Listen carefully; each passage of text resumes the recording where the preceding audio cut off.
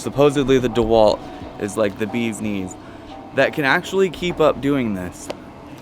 There's no way I'm switching.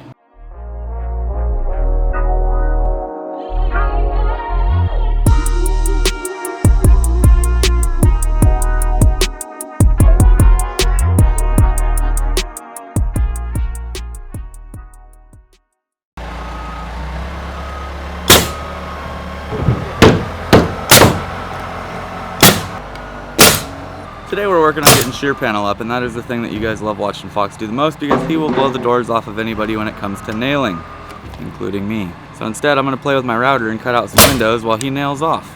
If you're new here, there's a big red subscribe button down below. Hit it.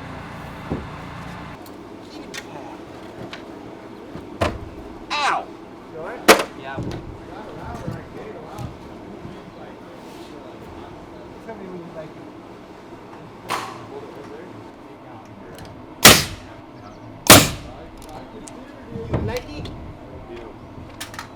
That looks good.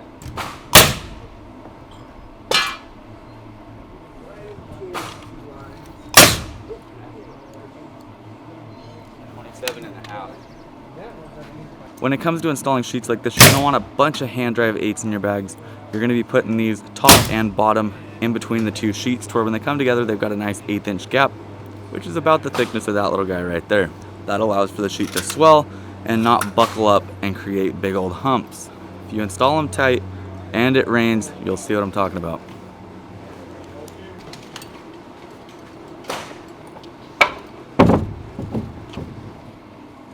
I've got my little angle deal. We want to get those SBSs in case we have to do them from the side. Yeah, no. We don't want to bury any holes. Need a block of that channel.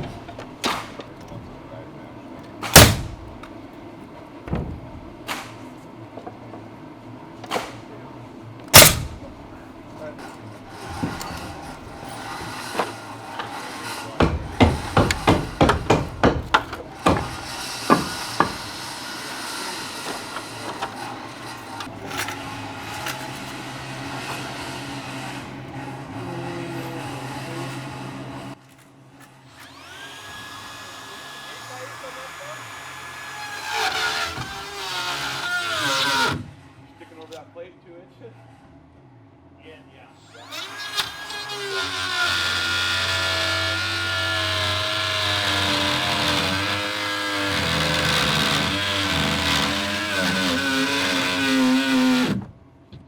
Oh, battery dead? It smells like it's on fire. It did a foot. Uh-oh. She gold? It's brand new. This was like the maiden voyage. It was supposed to be like, yeah, Steering woo! in the wrong direction? People cheering and Do they have a reverse button? I don't hear any of that. I just heard. Struggling. gosh. Alright, this is a brand new battery. If this doesn't work, I feel like a jackass for buying this thing because we don't do anything with a freaking router.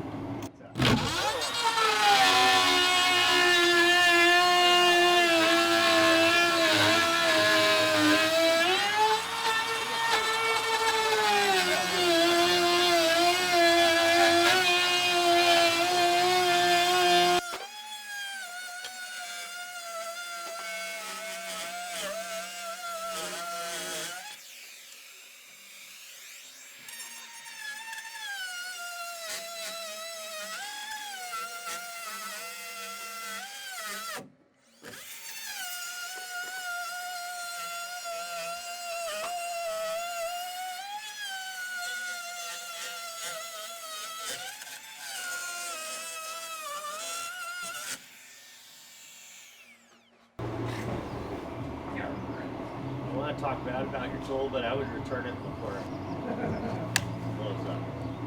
It sounds good, right? It sounds like it's struggling.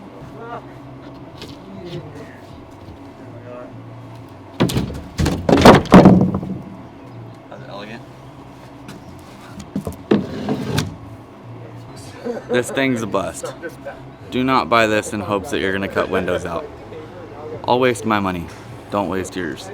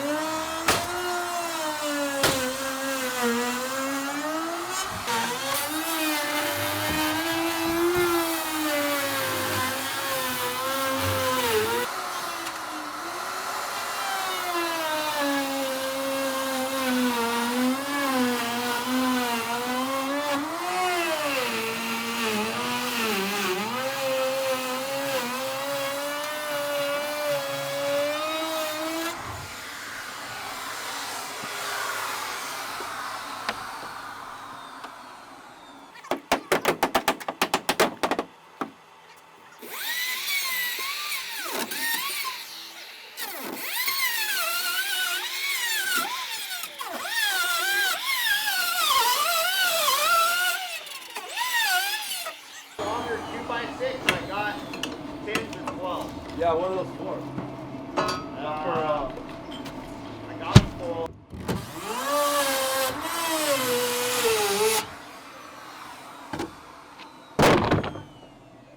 Unless there's truly a router out there, which supposedly the DeWalt is like the bee's knees, that can actually keep up doing this, there's no way I'm switching. Now the problem is, if I want the DeWalt, I'm gonna be forking out like, I think it's somewhere between $200 and $300 for the kit, because we do not own DeWalt tools. If you guys ever want to screw with a laborer and apprentice, have him router out windows. He's just gonna get covered from head to toe in sawdust. The more you know. So this little guy, the bit fell off of it. It died like 7 different times, and the battery is full. Kind of disappointed. So there's a lot going on, and I'm gonna keep you guys updated, but Jay's over there joisting out the deck right now. Fox and I are working on shear panel. Greg's working on some rakes out there. Keep you guys posted on progress here in just a bit, but there is a lot going on, but we're gonna talk through all of it.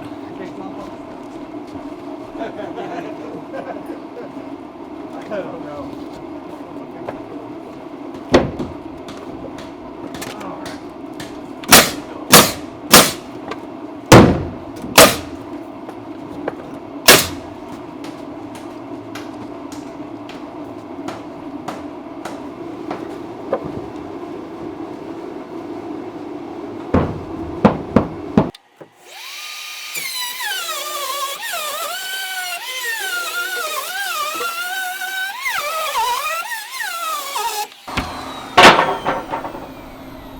And that's why we don't use cordless routers, my friends.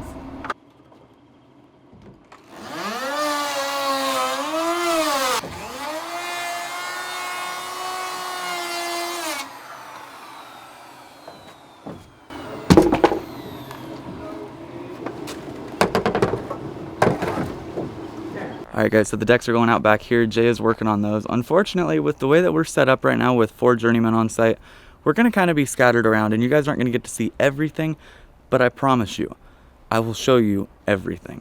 You just might not get to see it go together. All it is a basic 2x6 with an LUS 26 as a hanger. You'll have a nail there, same on the other side down there and there. And then you're going to put 2 nails, one here and one here that toenail the thing, and lock this thing in from ever moving. And that's how it's going to be set up all the way down. So at the end of every video during the Ridge, I have pretty much dropped some knowledge, explained different ways of building, explained methods that we use, or just kind of went over some basics that people had questions on. Today I want to go over something that not a lot of people have asked about, but it's something that I know people wonder. And that is the cost of having this thing around. What it costs versus what we charge.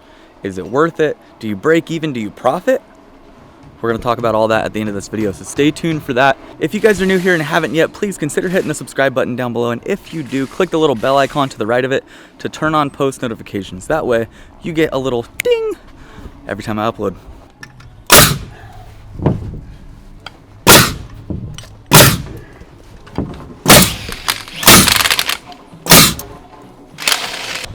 You guys have seen it in the past, and I've shown you this plenty of times if you follow me on social media.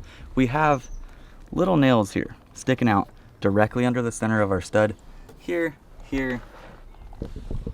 on every single one of them. And what that's going to allow us to do is to put our sheets up, and 1, it's going to hold it. It'll hold it right to the bottom plate, and 2, it's going to tell us where our studs are.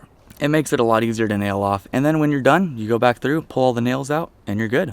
Another thing that is a huge concern when it comes to doing any of your OSB or really any exterior work is pipes. We like to mark them out just like this, to where you know when it comes time to nail off the bottom plate, you do not nail in between here. That'll keep you safe. You do not want to hit a pipe that low.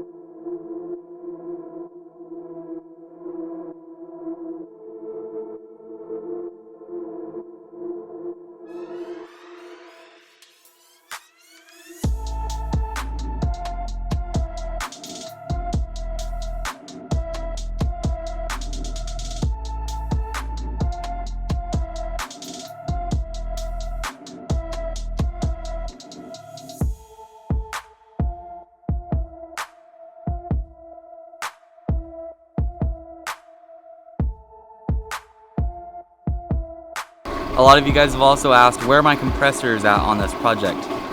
It's right over here. I've been trying to avoid having it in my audio because I absolutely hate how noisy it is. But it's in the same spot every time. we've just kind of bounced around enough to where you guys don't have to hear it. So start to finish, the way this all works out, you guys remember over there where I showed you that you carry around some nails with you, put them underneath the plate, right underneath the center of the stud. That's what we're gonna do right now, all the way down this thing.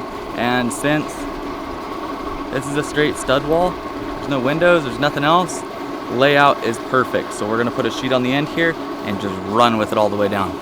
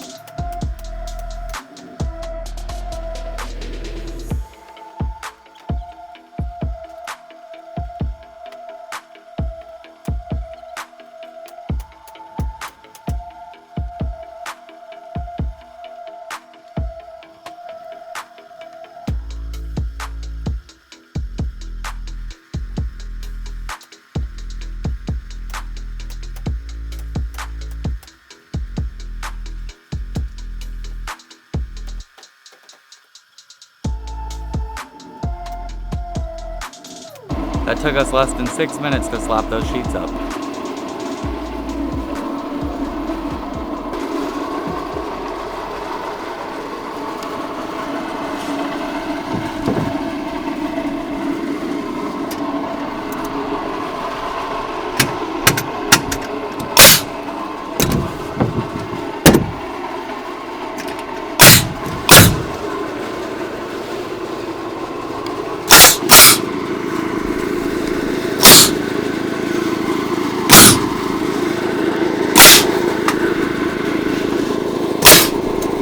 Check out some deck progress, some strong wall progress.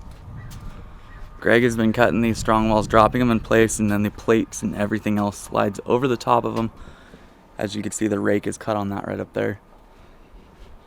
Same exact setup over here as well. They've got these studs that stick out of the concrete here, and you can see that there's a nut way inside of there that fastens the strong wall to the ground. Deck's joist out. Joist out all the way down that way as well.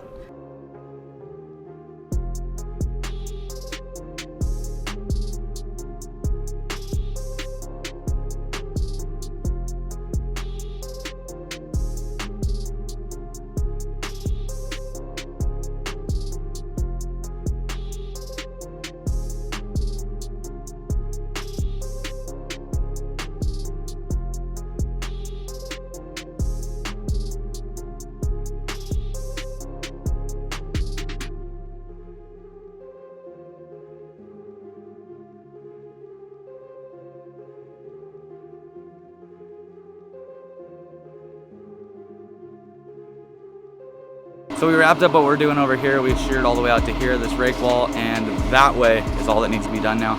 We'll take care of that tomorrow though. We're gonna fall back to where we don't get too far ahead of ourselves, take care of the front of the garage, and then we have the back wall of the garage get sheared on the inside as well. We're gonna take care of that too. This wall behind me here hasn't been racked, so we need to check it for plumb on both sides with the plate-to-plate stabila. From there we'll put up a brace and then we can go ahead and shoot the thing.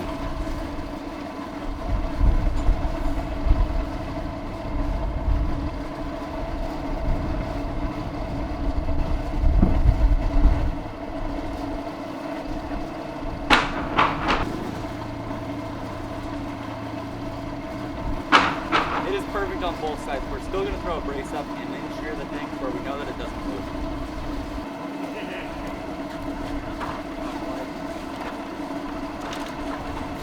We also need to throw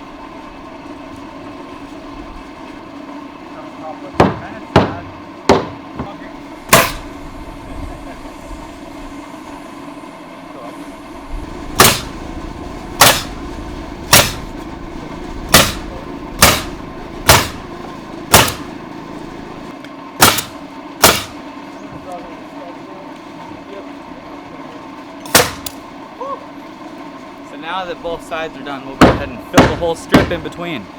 We're almost there.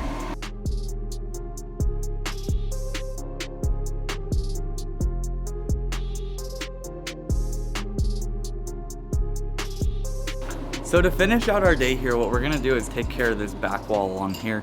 This garage wall shears on the inside. So we're gonna go ahead and strip that brace after we get one sheet on there and nailed off pretty good. Then we'll sheet the whole dang thing.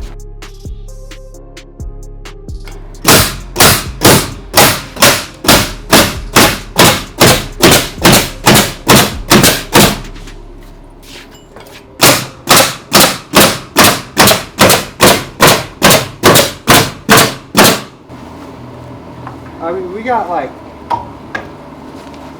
our hold downs right there. We can't do that. It should have poked on that one and then on that one. Yeah, we gotta pull that. There's a hold down over there, and you never have less than 2 foot of sheathing to your hold down. And I have a good 6-inch gap. I don't know what I was thinking, it did not even cross my mind.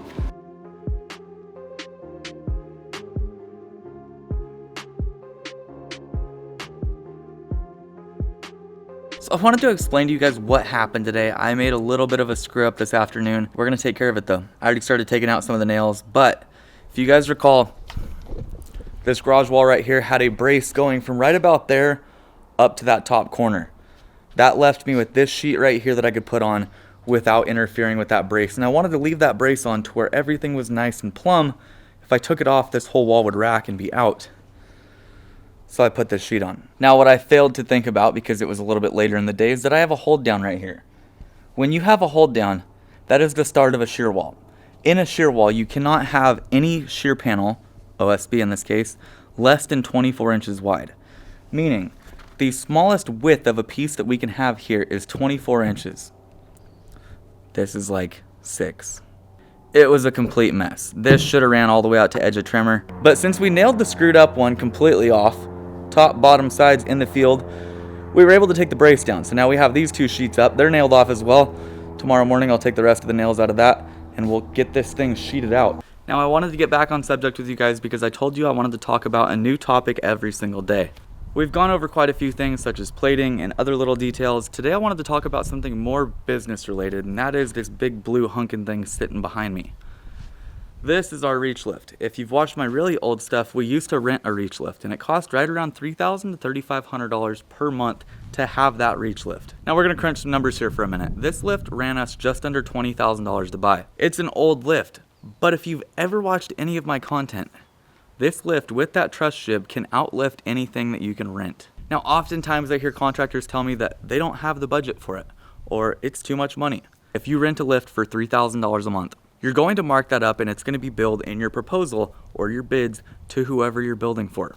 So if you have a project that's coming up that's going to take 2 months, you're going to bill for 2 months of renting a lift. So you have your $3,000, you're going to put 10 to 20% markup on it, whatever you'd like to do. Let's say you're doing 20% markup, that's $3,600 a month. $7,200 for 2 months, that's what you're going to bill under equipment on your proposal or your bid. Now that covers the lift's expense and puts $1,200 in your pocket in the case that something goes wrong, or in the case that you run over an extra week and need to cover it.